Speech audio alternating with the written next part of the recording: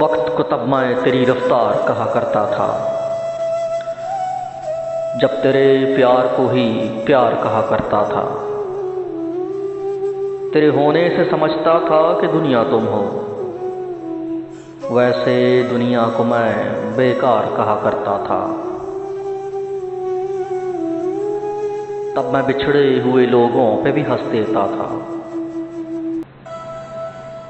तब मैं उनको भी गुनहगार कहा करता था। तुमसे बिछड़ा हूं तो रोया हूं वगरना कल तक, रोने वालों को भी फनकार कहा करता था। वक्त को तब मैं तेरी रफ्तार कहा करता था, जब तेरे प्यार